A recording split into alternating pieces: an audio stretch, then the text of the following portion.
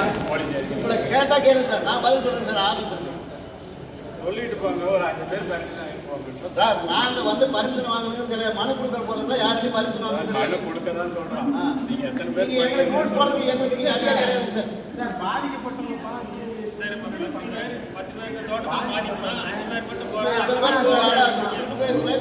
நீங்க பொறுப்பேற்றுறீங்களா?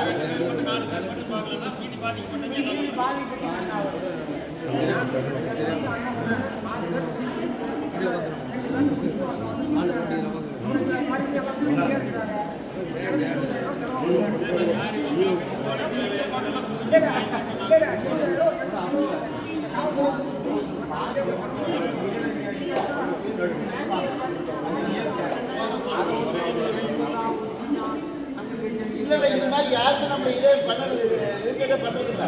தேவையில்லாமல் இவர் வந்து வம்பெடுத்துட்டு இருக்காரு நம்ம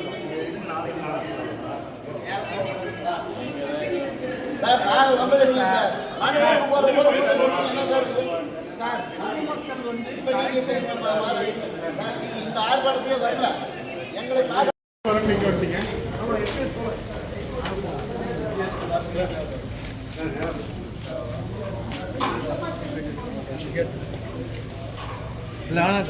நண்பர்களுக்கு காலை வணக்கம்.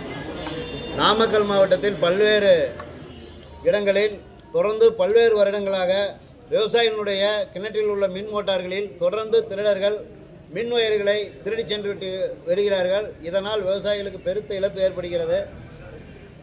இது சம்பந்தமாக விவசாயிகள் சில பேர் காவல் நிலையத்தில் புகார் அளிக்கிறார்கள். சில பேர் அதை தவிர்த்துவிட்டு சொந்தமாக அவர்கள் மீண்டும் அந்த ஒயரை வாங்கி பயன்படுத்தி விவசாயம் செய்து வருகிறார்கள். ஆனால் கடந்த 6 மாத காலமாக தொடர்ந்து நாமக்கல் மாவட்டத்தில் பல்வேறு பகுதிகளில் விவசாயிகளுடைய கிணற்றில் தொடர்ந்து மின் ஒயர்கள் அதிக அளவில் வெட்டப்படுகிறது. குறிப்பாக இன்று 2-3 நாட்களாக நாமக்கல் மாவட்டம் நாமகிரிப்பேட்டைக்கு காவல் நிலையத்திற்கு உட்பட்ட பல்வேறு பகுதிகளில் 25-30க்கும் மேற்பட்ட விவசாயிகளுடைய கிணற்றுகளில் உயரை அந்த மின் மோட்டாரிலிருந்து அந்த செல்கின்ற விவசாய பம்ப் செட்டிற்கு செல்கின்ற மின் மோட்டாரினுடைய ஒயர்களை வெட்டி விடுகிறார்கள். அதே போல் சொட்டு நீர் அமைத்திருக்கின்ற அந்த டியூப்பை வெட்டி சென்று விடுகிறார்கள். இதனால் ஒரு விவசாயிக்கு குறைந்தது 5000 முதல் 30,000 வரை அவர்களுக்கு இழப்பு ஏற்படுகிறது. அது மட்டுமல்லாமல் அந்த மின் மோட்டாரை வெளியில் எடுத்து மீண்டும் புது ஒயர் அவங்களுக்கு அங்கே அந்த இறைச்சி விவசாயம் செய்வதற்கு 10,000, மொத்தம் ஒரு விவசாயிக்கு 50,000 ரூபாய் செலவு ஏற்படுகிறது. இது சம்பந்தமாக 2 வாரங்களுக்கு முன்பு நாமகிரிப்பேட்டை காவல் நிலையத்துக்கு நானே நேரடியாக சென்ற ஆய்வாளரிடம் இந்த திருட்டை உடனடியாக கண்டுபிடிக்க வேண்டும் என்று கூறினேன். அவர் உடனடியாக 2-3 பேர்களை கைது செய்தார்கள். நான் கைது செய்யும் போதே கூறினேன், அவர் கைது செய்வது மட்டுமல்ல, அந்த ஒயர்களை எங்கே திருடி எந்த கடையில் விற்கிறார்கள் அவர்களையும் சேர்த்து கைது செய்ய வேண்டும் என்று கூறினோம். அவர் நடவடிக்கை எடுப்பதாக கூறினார். ஆனால் மீண்டும் அவர்கள் அரசு கைது செய்த பிறகும் கூட இப்பொழுது 30-40 விவசாயிகளுடைய கிணற்றில் மின் மோட்டார் ஒயர்கள் திருட்டுப்பட்டு இருக்கிறது. ஆகவே நாமக்கல் மாவட்ட ஆட்சித்தலைவர் அவர்களையும் காவல்துறை கண்காணிப்பாளர் அவர்களையும் நேரில் சந்தித்து இந்த சம்பந்தமாக காவல் நிலையத்தில் தற்பொழுது அரசியல் கட்சியினுடைய தேர்தல் பிரச்சாரத்தில் அதிக அளவில் தலைவர்கள் வருவதால் பிரச்சாரத்திற்கு அதிக அளவில் சென்று விடுகிறார்கள். காவல் நிலையத்தில் குறைந்த காவலர்களே இருப்பதால் விவசாயிகளுடைய பாதுகாப்பு அந்த பகுதியில் உள்ள மக்களுக்கு ரோந்து பணிக்கு செல்வதற்கு காவலர்கள் குறைவாக இருக்கிறார்கள். ஆகவே மாவட்ட காவல்துறை கண்காணிப்பாளர்களை சந்தித்து இந்த மின் திரட்டு ஒயரை திருடியவர்களை உடனடியாக தனிப்படை அமைத்து அவர்களை கைது செய்ய வேண்டும். குறிப்பாக அவர் குற்றச்சாட்டத்தில் கைது செய்ய வேண்டும். இழப்பீட்டுத் தொகையை மாவட்ட நிர்வாகம் பெற்றுத்தர வேண்டும் என்று மனு அளித்திருக்கின்றோம்.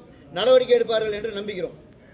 குறிப்பாக எந்தெந்த பகுதியில் சார் திருட்டு போகுது? குறிப்பாக நாமக்கல் மாவட்டத்தில் எல்லா இடத்துலையுமே போகுது. குறிப்பாக வந்து நாமக்கல் மாவட்டம் நாமகிரிப்பேட்டை, ராசிபுரம், சேந்தமங்கலம், மோகனூர் பகுதியில் அதிக அளவில் போகுது. அது காவல்துறை தான் கேட்கணும். அவங்களுடைய விசாரணையில் நாம் தலையிட முடியுமா? எவ்வேறு ஒரு சில இதில் போடுறாங்க, ஒரு சில வந்து போடுறது 2 பேர் 6 பேர் நாங்கள் சொன்னோம். அதில் 3 பேர் பிடிச்சிட்டு ஒரு ஆளை விட்டுட்டாங்க. சந்தேக தடுப்பில் இருக்குது அப்படின்னு விட்டுட்டாங்க.